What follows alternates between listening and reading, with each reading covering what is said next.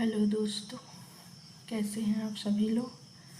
जैसा कि आपको मैं आज बताने वाली हूँ कि हिंदी की पहली कहानी कौन है। इसमें विवाद है कि मतलब क्यों है ये हिंदी की पहली कहानी, आदर्श और इसके दावेदार कौन है, उनके तर्क और परीक्षण क्या है, फिर लास्ट में क्या निष्कर्ष निकल के आता है।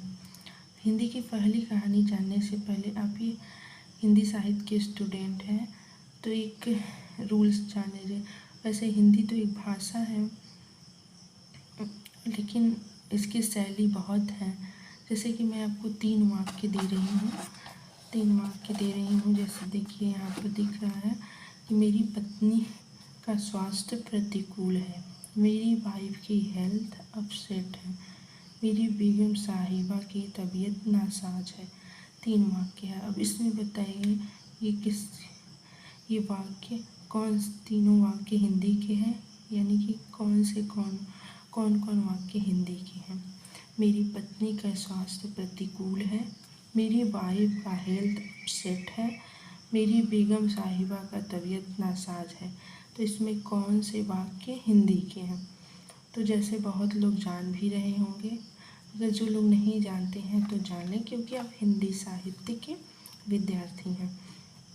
इसमें देखिए, इसमें साधारण सा नियम ये होता है कि जिस कौन सी भाषा के व्याकरण के नियम चल रहे हैं।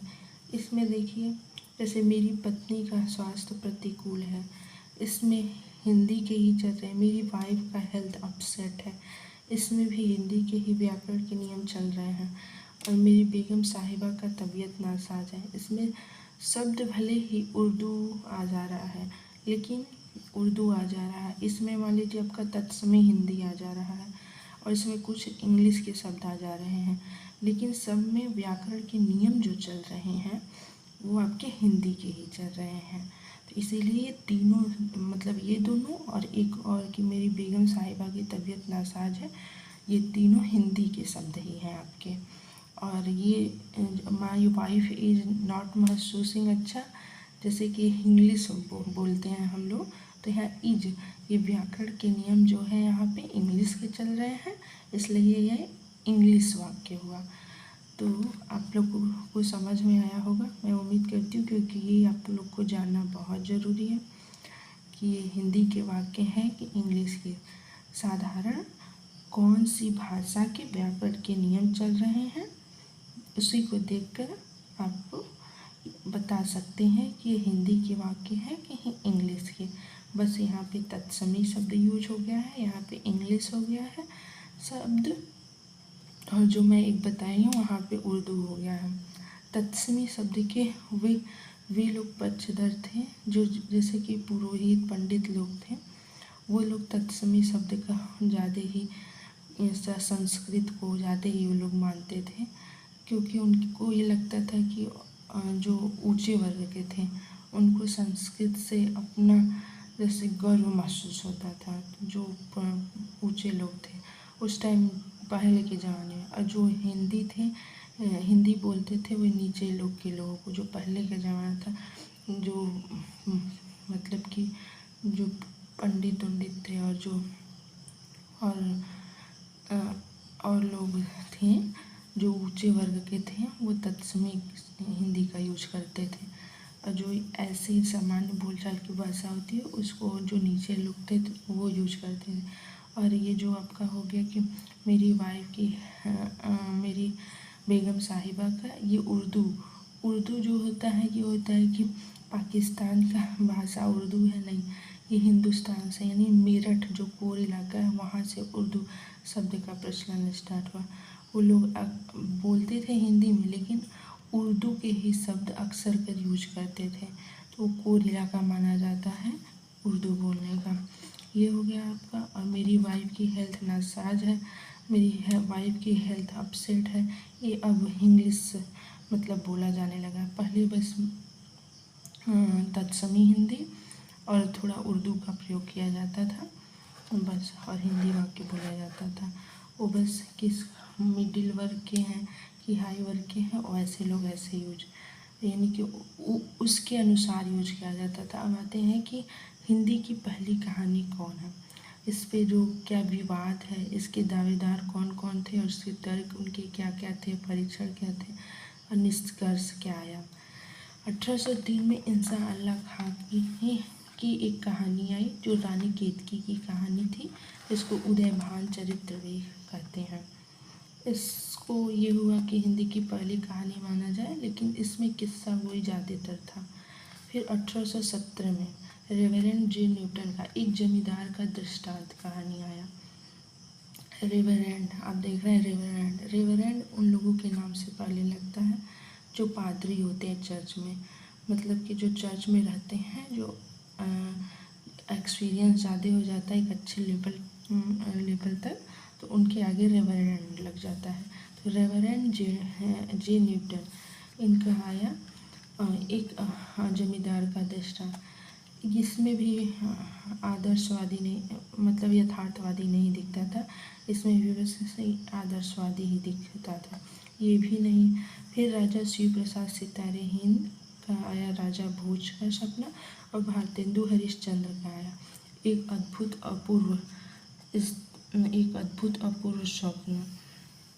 अद्भुत अपूर्व स्वप्न। इसमें भी मतलब कह सकते हैं थोड़ा बहुत दिखता था यथार्थवाद, लेकिन ठीक ठाक नहीं दिखता था। भारतेंदु हरिश्चंद्र जिन्होंने 35 साल की उम्र में ही बहुत ही मतलब कि भारतेंदु हरिश्चंद्र 35 साल की उम्र में हिंदी बहुत ही कहानियाँ लिखती हैं, तो ये 17 साल से ही स्टार्ट कर दिए थे लिखना। फिर आपका किशोरी लाल गोस्वामी की 1903 में इंदुमती आया, इसको माना जा सकता था, लेकिन उस समय क्या था कि शुक्ल जी का हिंदी साहित्य पर एक अच्छा खासा जलवा था। जैसे आपका पश्चिम में देखिए, अभी ध्यान नहीं आ रहा है, पश्चिम में एक कवि एक लेखक थे, उनका जलवा था, वैसे ही शुक्ल जी का हिंदी साहित्य में अच्छा खासा जलवा था, तो इंदुमती को माना जा सकता था। लेकिन उसी टाइम मतलब 1903 में शुक्ल जी ने भी एक लिख दी कविता, इसलिए इन्होंने अपने सोचे कि वो मेरी कहानी को पहली कहानी माना जाए, इसलिए वो डायरेक्ट तो नहीं बोले, लेकिन इंदुमती को ये कहकर काट दिए कि ये एक बांग्ला कहानी थी, द टेम्पेस्ट, उसका ये एक बांग्ला कहानी थी द टेम्पेस्ट, उसका हिंदी अनुवाद है इंदुमती, ये कह करके काट दिए कि उसका हिंदी अनुवाद है इंदुमती। तो इसलिए किशोरी लाल गोस्वामी की ये कहानी पहली कहानी की श्रेणी से हट गई। उसके बाद तब आता है 1901 में माधवराय सप्रे का एक टोकरी भर मिट्टी, जो छत्तीसगढ़ मित्र नामक अखबार में छपी थी। इसको जिसमें ठीक ठाक मतलब कि अच्छी आदर्शवाद दिखाई गई है। इसमें एक जमींदार, आप लोग जानते हैं होंगे, एक जमींदार से एक जैसे कि विधवा महिला है, वो इस द्वंद्व में कैसे अपने आप को उससे बचाती है, तो इसमें ठीक ठाक दिखता है। जैसा शुक्ल जी का हिंदी साहित्य पर वैसा ही जलवा था। कहा जाता है कि शुक्ल जी उस टाइम इससे नाराज़ थे, इसलिए इसको नहीं ये कहकर हटा दिए कि इस बंगला जो कहानी है उसका अनुवाद है। शुक्ल जी की जिस पर उस वक्र दृष्टि पड़ जाती थी, वह हरा भरा पेड़ ठूठा हो जाता था, लोग कहते थे। देखिए इसमें छायावाद के चार कवि थे, निराला, महादेवी वर्मा, जयशंकर प्रसाद, सूर्यकांत त्रिपाठी निराला, जब महादेवी वर्मा, जयशंकर प्रसाद जो चार कवि थे, ये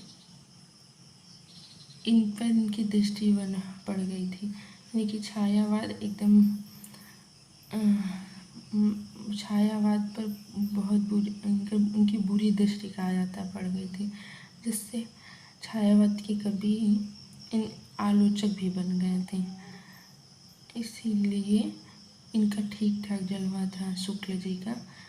तो आप लोग समझ गए होंगे कि हिंदी की पहली कहानी माधवराय सप्रे की 1901 में एक टोकरी भर मिट्टी, जिसको छत्तीसगढ़ मित्र नामक मित्र नामक अखबार में छापा गया था। ये क्वेश्चन वैसे आते नहीं हैं, कभी कदार आ जाते हैं, हिंदी की पहली कहानी। तो इसमें आप लोगों को जैसे कि ये बहुत कहानी, अगर आप नोट्स पढ़ेंगे तो बहुत कहानियाँ दी हुई हैं, लेकिन उसमें से ये 4-5 कहानियाँ ज़रूर अपने आंसर राइटिंग करते टाइम इसका ज़रूर आप मतलब इसको ज़रूर अपने नोट्स में रखिएगा, आंसर राइटिंग में ज़रूर लिखिएगा। ऐसे आपकी आंसर राइटिंग मतलब अच्छा नंबर मिलेगा। इसको आप इन 4-5 कहानियों का नाम ज़रूर अपने आंसर में लिखिएगा। और फिर उसके बाद ये क्यों, मतलब कि क्यों है, इनके जो दावेदार हैं और जो मतलब कि ये लोग हैं दावेदार, उनके तर्क क्या है, परीक्षण क्या है, ये कर दीजिए। लास्ट में ये निष्कर्ष निकाल दीजिएगा कि ये मतलब लास्ट में ये निष्कर्ष निकाल दीजिएगा कि ठीक ठाक है। सब में एक किस्सा गोई आदर्शवाद की झलक दिखते हैं। और 1951 में जो माधवराय सप्रे की एक टोकरी भर मिट्टी आई, वो छत्तीसगढ़ नामक जो पत्रिका में छपी थी, इसमें बहुत अच्छा ही आदर्शवाद दिखता है। तो ये ज़्यादा नहीं इम्पॉर्टेंट है, थोड़ा देख लीजिएगा आप लोग। ये 4-5 कहानियों के नाम याद रख लीजिए बस। अब कल हम लोग पढ़ेंगे हिंदी कहानी का इतिहास। हिंदी की पहली कहानी ख़त्म हुई, आज कल पढ़ेंगे हिंदी कहानी का इतिहास।